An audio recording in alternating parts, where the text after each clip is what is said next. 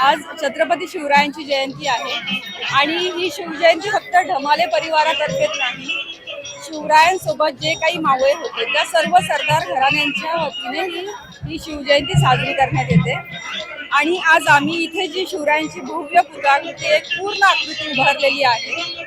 तर तुम्ही नीट बघाल तर त्या मूर्तीच्या एका हातामध्ये राजदंड आहे आणि एक हात मोकळा आहे. तो हात काय दर्शवतो की तो सगळ्या धर्मांना घेऊन, सर्व जाती पंथाच्या लोकांना सोबत घेऊन सर्व समावेशक अशी ती आकृती आहे. आणि एका हातामध्ये राजदंड आहे. तर तो राजदंड जो आजच्या परिस्थितीसाठी एकदम द्योतक आहे. की तुम्हाला जेव्हा परिस्थिती नियंत्रणामध्ये आणायची असते तेव्हा तुम्हाला राजदंड हातामध्ये घ्यावाच लागतो.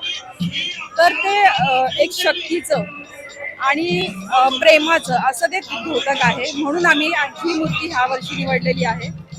तर मला ह्या मूर्तीकडे बघून परत परत हे सांगावंच वाटतं की आज जी सामाजिक परिस्थिती आहे, जे कोणी राज्यकर्ते आहेत, जे कोणी समाजकर्ते आहेत आणि जे कोणी नागरिक पण म्हणून रस्त्यावर वावरतात, त्या सगळ्यांनी ह्या मूर्तीला डोळे भरून बघावं आणि ही मूर्ती आपल्याला काय सांगते हे एकदा जरा मनामध्ये साठवावं. एवढं सांगून थांबते.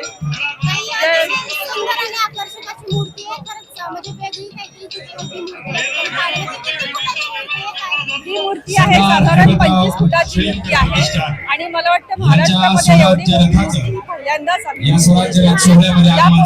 हा प्रयत्न केलेला नाहीये. ही मूर्ती एवढी भव्य दिव्य आणण्याच्या मागे उद्देश हाच होता की आम्हाला जे सांगायचं की शिवरायांना फक्त राज्य अपेक्षित होतं. शिवरायांनी साम्राज्य उभं केलं पण ते फक्त साम्राज्य नव्हतं, ते स्वराज्य होतं आणि ते स्वराज्य परत एकदा अपेक्षित आहे असे सगळ्या समाजाच्या वतीने, सगळ्या बांधवांच्या वतीने मी आपल्या सर्वांना सांगू इच्छिते.